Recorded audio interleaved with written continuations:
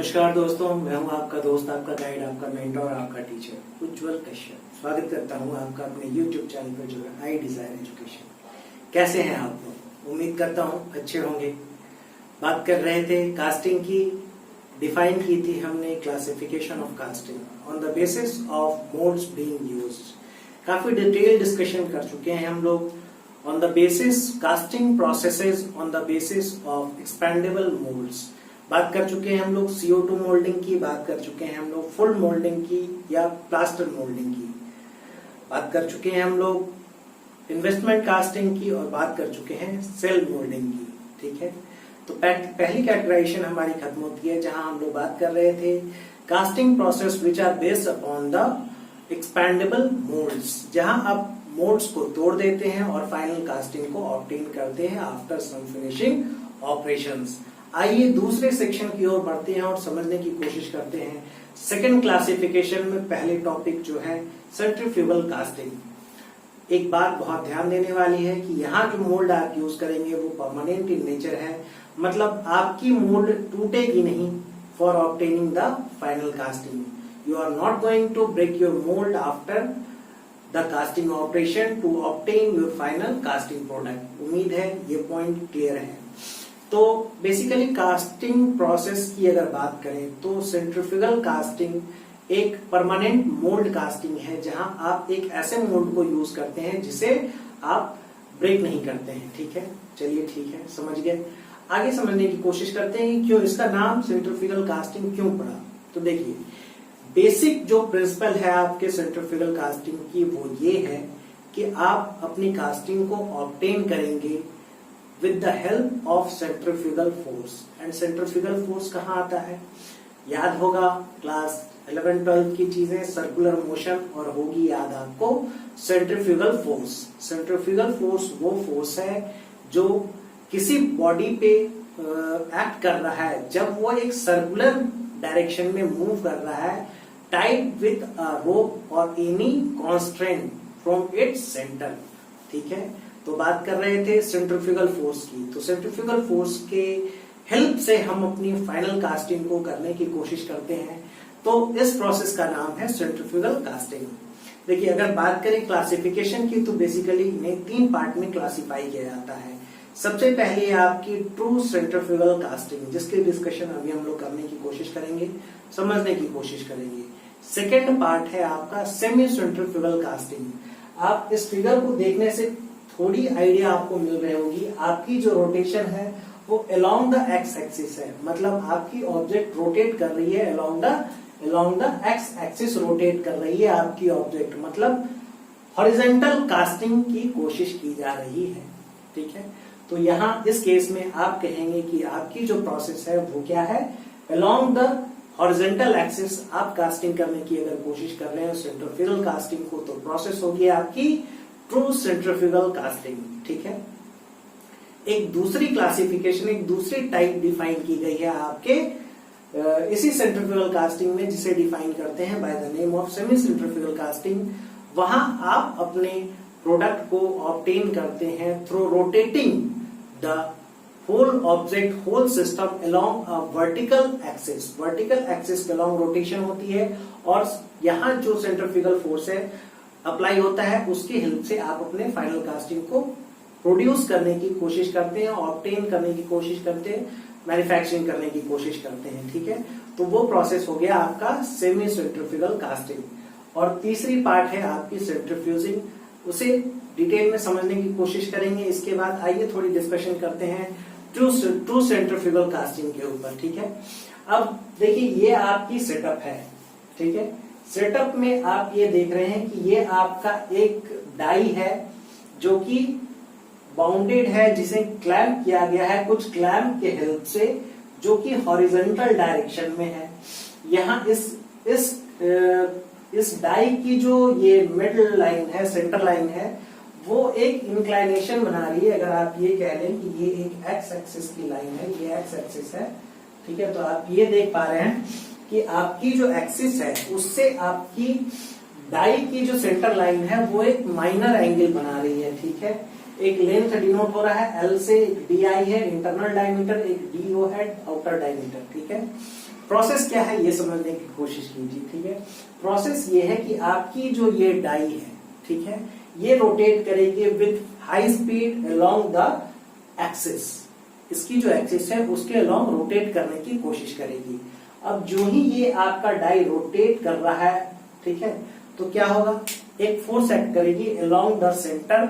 Along the centre एक force आपकी act करेगी जिसे आप कहेंगे सेंट्रीफ्यूगल फोर्स, ठीक है। अब ये सेंट्रीफ्यूगल फोर्स जो है इसकी टेंडेंसी क्या होगी, इस सेंट्रीफ्यूगल फोर्स की टेंडेंसी ये होगी कि यहाँ इस सेंटर लाइन के अलोंग या अगर इस पॉइंट पर कोई मटेरियल डिपॉजिट हो रहा है या आ रहा है तो उसे बाहर की ओर from the axis outside towards the periphery उसे पुश करने की कोशिश होगी आपके इस सेंट्रीफ्यूगल फोर्स की, ठीक है।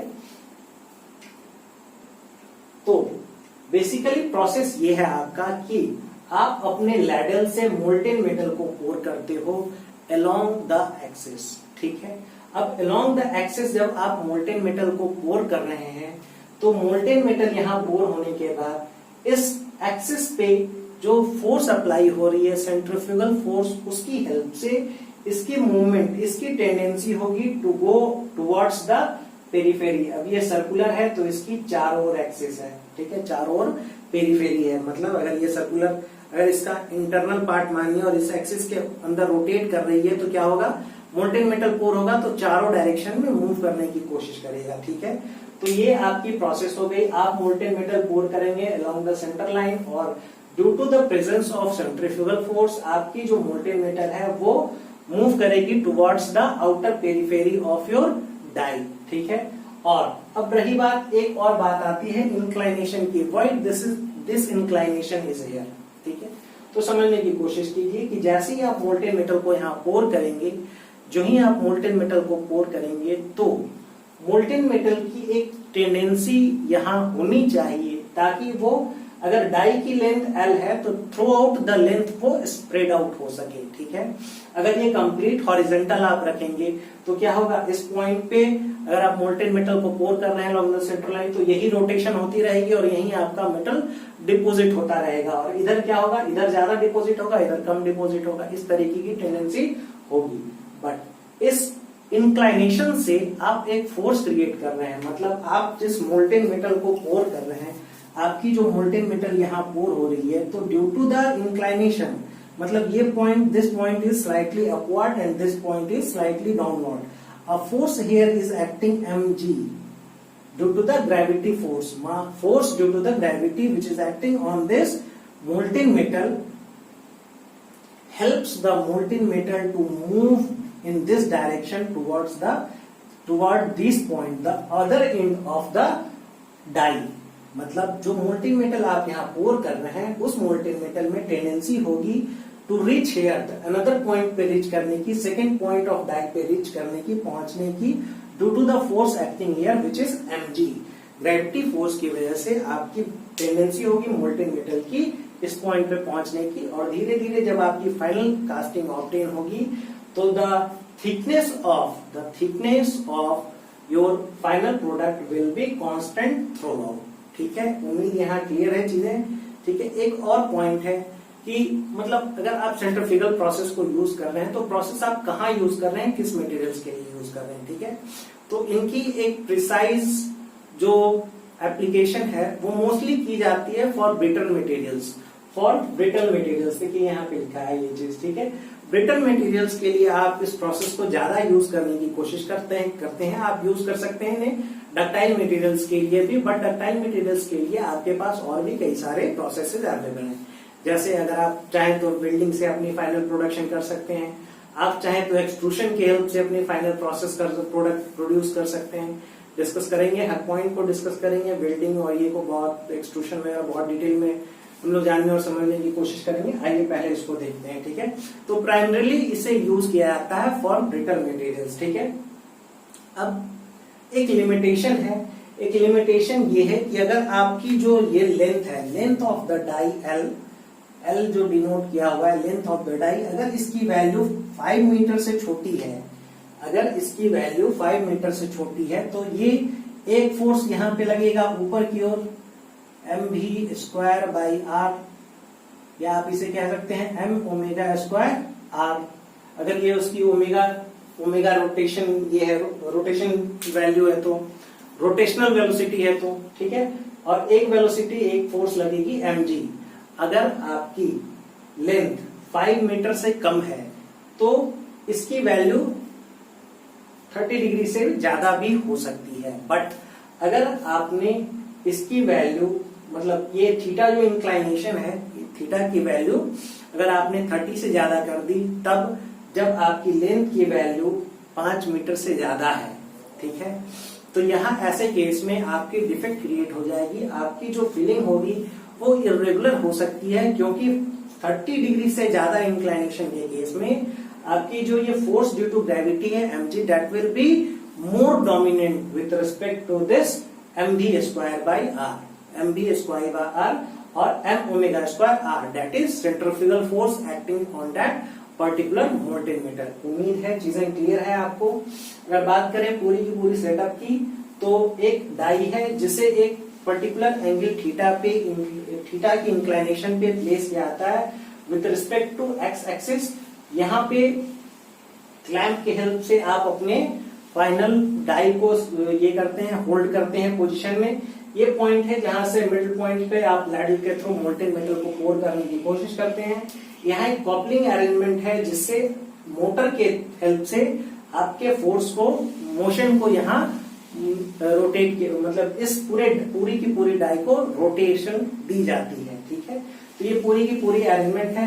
अगर बात करें एप्लीकेशन की, एप्लीकेशन कहाँ है, तो इनकी एप्लीकेशन होती है हॉलो सिलेंड्रिकल पाइप्स में, गन बैरल्स बनाने में, ठीक है, लार्ज साइज्ड बुशेस बनाने के में, और प्रोपेलर शाफ्ट के कास्टिंग के लिए इस प्रोसेस को बहुत वाइडली यूज किया जाता है, ठीक है। उम्मीद है ये चीजें क्लियर है। ये पॉइंट हो गई आपकी। थीटा की वैल्यू अगर ज्यादा होगी तो आपका डोमिनेट कर जाएगा कौन सा फोर्स, आपका डोमिनेट कर जाएगा फोर्स ड्यू टू ग्रेविटी, और आपकी कास्टिंग अनसाउंड हो सकती है, मतलब डिफेक्टिव कास्टिंग हो सकती है, ठीक है। आइए कुछ पॉइंट्स की बात करते हैं, समझने की कोशिश करते हैं। हाँ, तो ये जो आपका प्रोसेस है सेंट्रीफ्यूगल कास्टिंग, ठीक है। बात कर रहे हैं हम लोग ट्रू सेंट्रीफ्यूगल कास्टिंग की। तो ट्रू सेंट्रीफ्यूगल कास्टिंग की जो प्रोसेस है उससे बेसिकली हम लोग यूज करते हैं हॉलो सिलेंड्रिकल प्रोडक्ट्स बनाने के लिए विदाउट यूजिंग एनी कोर, ठीक है। अब कोर क्या चीज है?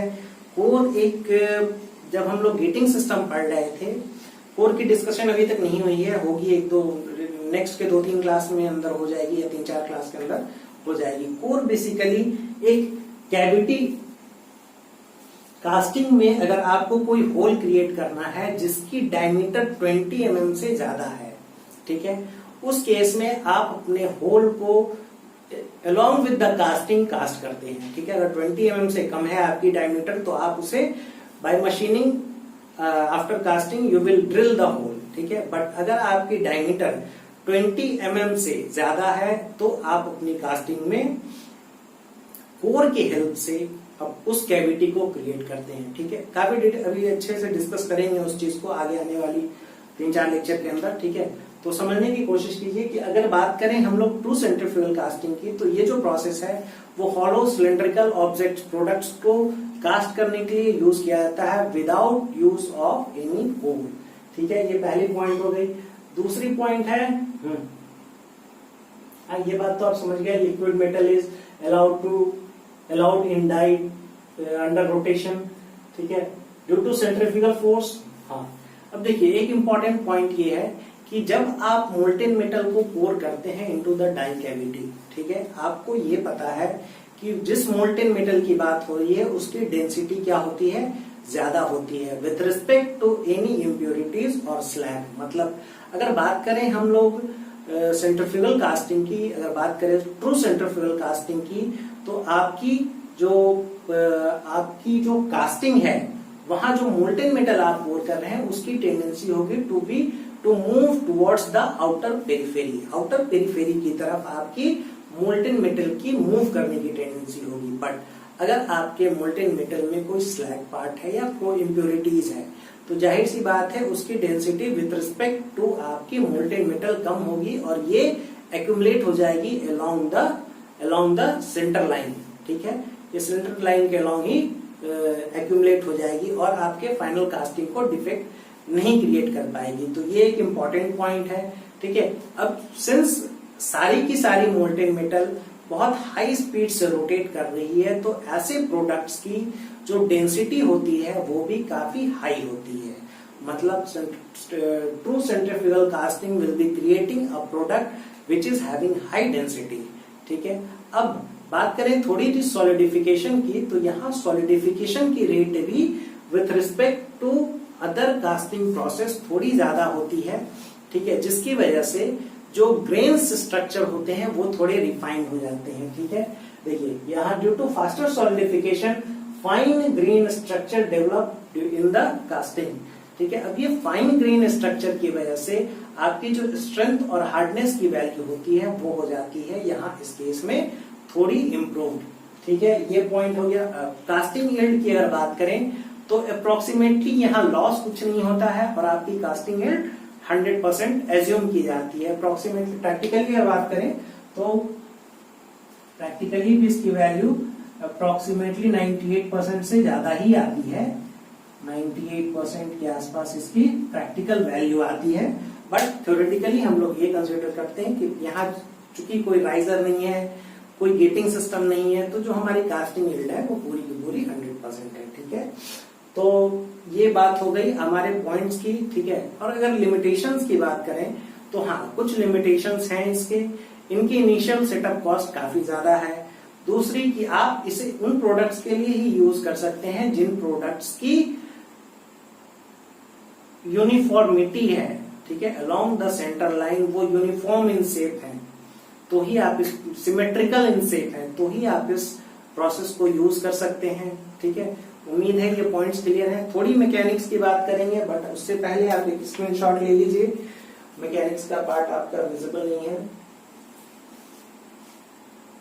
आइए थोड़ा समझने की कोशिश करते हैं मैकेनिक्स ऑफ सेंट्रीफ्यूगल कास्टिंग। मतलब कौन कौन से फोर्स लग रहे हैं, फोर्सेस की डायरेक्शन क्या है और उनकी वजह से क्या वेरिएशन आ रही है। ठीक है, देखिए अगर आपकी ये अगर डाई है और आप मोल्टेन मेटल यहाँ पोर कर रहे हैं। ठीक है, तो मोल्टेन मेटल जैसे ही आप पोर कर रहे हैं, यहाँ इस मोल्टेन मेटल पे दो फोर्स एक्ट होगी।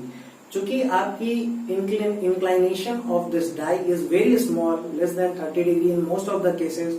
ठीक है, तो अगर बात करें फोर्सेस की, तो एक फोर्स होगी जो इस मोल्टेन मेटल पे टुवर्ड्स द डाउनवर्ड डायरेक्शन इस ओर लगेगी, जो होगी आपकी mg। और चूंकि ये बहुत हाई स्पीड में रोटेट कर रही है, तो दूसरी फोर्स इस पॉइंट पे लगेगी मोल्टेन मेटल पे towards the outer periphery of your die cavity. मतलब अगर बात करें, ये हमारी डाई कैविटी है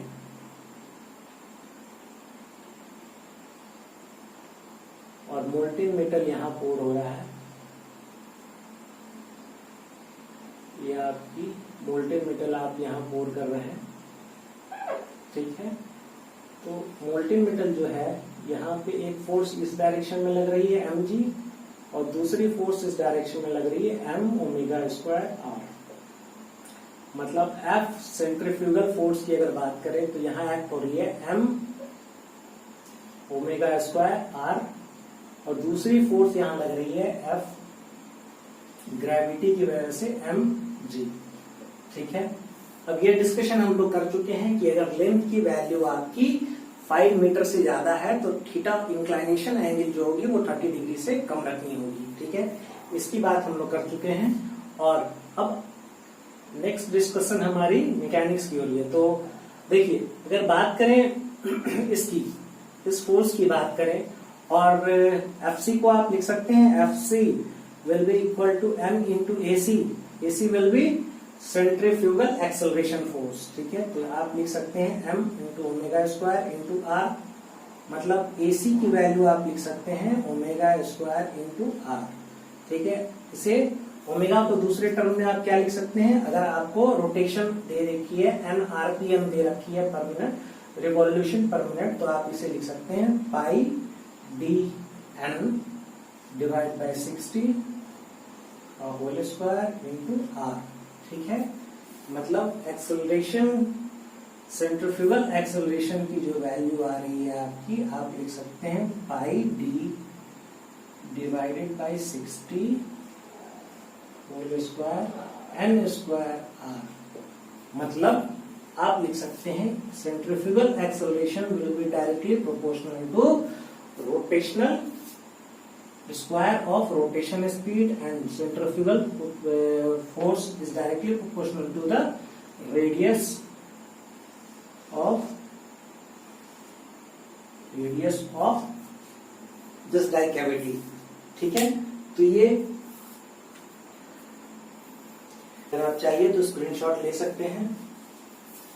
तो आपकी दो कंक्लूजन्स ये आ गई। Your centrifugal acceleration will be directly proportional to the square of speed rpm, and the centrifugal acceleration will be directly proportional to the radius of this die। ठीक है, ये दो कंक्लूजन है। एक छोटी सी पॉइंट और है। ठीक है, अगर बात करें यहाँ पे, अगर बात करें इसकी, ठीक है, तो आप ये या इस पॉइंट पे लिख सकते हैं, समझ सकते हैं मास क्या होती है, डेंसिटी इनटू वॉल्यूम। मतलब force of gravity will be directly proportional to the density. ये पॉइंट आप समझ पा रहे हैं। और दूसरी पॉइंट अगर बात करें यहाँ पे सेंट्रीफ्यूगल फोर्स की, तो आप ये समझ पा रहे हैं कि सेंट्रीफ्यूगल फोर्स इज, इसको दूसरे टर्म में आप क्या लिख सकते हैं, mv स्क्वायर बाई आर लिख सकते हैं। ठीक है, मतलब आप लिख सकते हैं your centrifugal force will be directly proportional to density into velocity का whole square, velocity square into density. ठीक है, ये दो पॉइंट्स और हैं। तो ये आपकी पूरी की पूरी प्रोसेस है टू सेंट्रीफ्यूगल कास्टिंग की। उम्मीद है चीजें आपको क्लियर है, कोई और पॉइंट नहीं रह गई है बात करने को। ठीक है, ठीक है, अगर कोई परेशानी हो तो आप मुझे कांटेक्ट करने की कोशिश कर सकते हैं, कमेंट बॉक्स में भी लिख सकते हैं, और आप मुझे डायरेक्टली मेल भी कर सकते हैं। उम्मीद है चीजें आपको क्लियर है। अगर चीजें आपको पसंद आ रही है तो कृपया लाइक करें, शेयर करें, सब्सक्राइब करें। थैंक यू, जय हिंद।